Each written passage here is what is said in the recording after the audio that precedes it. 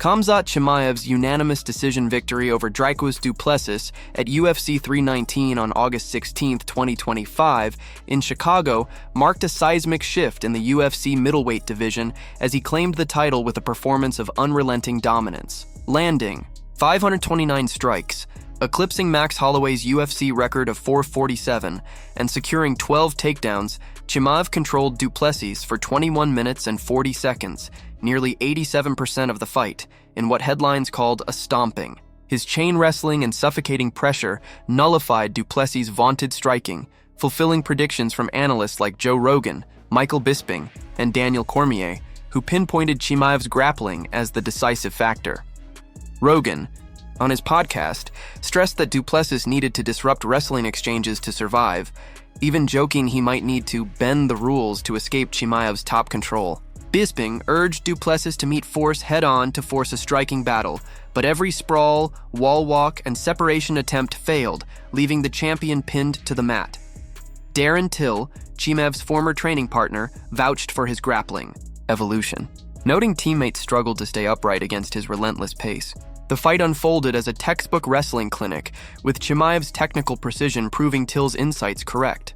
Post-fight, Chimaev quashed retirement rumors swirling around his health and commitment, laughing, "I need money, bro," and boldly outlined his ambition to become a three-division champion across welterweight, middleweight, and light heavyweight. For a 31-year-old who walked through a champion with such ease, this audacious goal feels plausible, depending on UFC matchmaking and his body's adaptation to weight changes. His performance, which some scored 50-45, showcased discipline over flash, as he prioritized control over hunting a highlight finish. Despite some fans booing the wrestling-heavy approach, others lauded the technical mastery that left Du Plessis bloodied and exhausted. Chimaev remained humble, apologizing for not finishing the fight and praising Du Plessis as a real lion for enduring the onslaught. Du Plessis, gracious in defeat, admitted, "It's like he knew my next move," but vowed to reclaim the belt, his 23-2 record and fan-friendly style keeping him in the title hunt with just a win or two. The next opponent looms as a critical question, with Sean Strickland emerging as the clear favorite, a former champion who dropped the belt to Du Plessis at UFC 297. And in their 2024 rematch, Strickland's high-volume striking, relentless cardio, and past sparring history with Chimaev make the matchup a promoter's dream. Odds makers place him ahead of contenders like Paulo Costa, Nasruddin Imavov, and Caio Borralho, with Chimaev's claim of tapping Strickland in training adding a personal edge. Their stylistic clash, Strickland's stand-up pressure versus Chimaev's grappling dominance, could headline a pay-per-view, especially with the belt at stake. Strickland himself believes Du Plessis could have countered Chimaev's wrestling with better defensive tactics, but sees the new champion's ground game as a formidable challenge. Du Plessis' loss, while stinging, doesn't end his story. His knockout power and 6'1" frame paired with a 210-pound walk-around weight have sparked talk of a light heavyweight move, with Brendan Schaub suggesting he could chase belts in three divisions like Chimaev. While ambitious, this reflects Du Plessis' standing as a top-tier fighter whose exciting style guarantees big fights. His ability to absorb Chimaev's pressure and stay competitive, despite landing only 62 significant strikes to Chimaev's 529, underscores his resilience and keeps him near the title picture. The fight validated pre-fight analyses with eerie precision. Rogan's warning that Du Plessis needed to create chaos to disrupt Chimaev's wrestling proved prophetic, as the champion couldn't stand long enough to leverage his striking. Bisping's call for a head-on approach to neutralize grappling fell short, as Du Plessis lacked the tools to escape the mat. Cormier's breakdown of Chimaev's takedown entries and crucifix position played out exactly, with the champion trapped in long stretches of ground control. George St. Pierre praised Chimaev's wrestling strength, noting few middleweights could match it, while Israel Adesanya, despite favoring Du Plessis, admitted a wrestling-heavy game plan would be Chimaev's path to victory. Till's first-hand account of Chimaev's training camp dominance, his ability to chain wrestle and maintain pace, translated directly to the octagon, where he flowed from one takedown to another, draining Du Plessis' energy.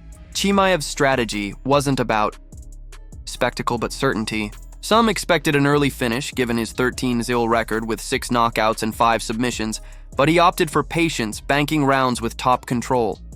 This discipline, rare for a first title fight, ensured no openings for Du Plessis to capitalize on. By the final bell, Du Plessis' face bore the marks of Chimaev's ground and pound, while the new champion emerged unscathed, smiling as the belt was strapped on.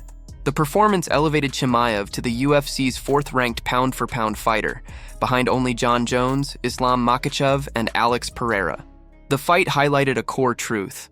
Control trumps power when the fight's location is dictated. Du Plessis' striking, capable of ending fights against elite opponents like Israel Adesanya and Robert Whittaker, was muted as Chimaev avoided prolonged stand-up exchanges.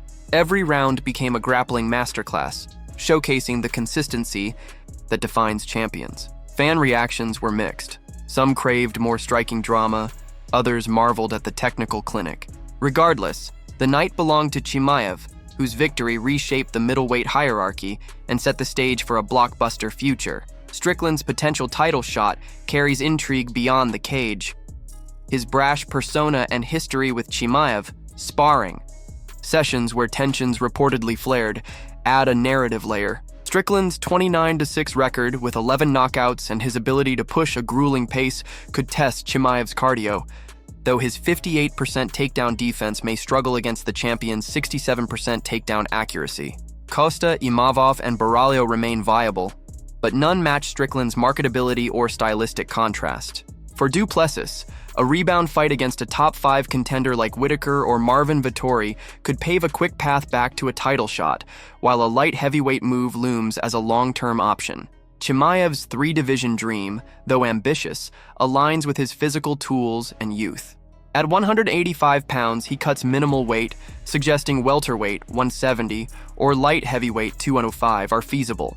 His 6'2" frame and 74.5-inch reach give him versatility, but moving up would pit him against larger grapplers like Magomed Ankalaev, while dropping to welterweight would mean facing wrestlers like Bilal Muhammad.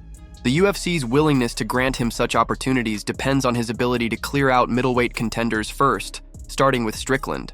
The Chicago crowd witnessed a changing of the guard, as Chimaev's dominance signaled a new era. Du Plessis' promise to return and his potential to climb weight classes keep him relevant, but Chimaev's immediate future is the division's focal point. His ability to dictate fights, absorb minimal damage, and pursue historic goals positions him as a force few can challenge. Will Strickland's striking and trash talk unsettle the new king, or will Chimaev's grappling reign supreme again? Share your thoughts on Chimaev's next fight, like if Strickland is the one to beat him. And subscribe for more UFC action.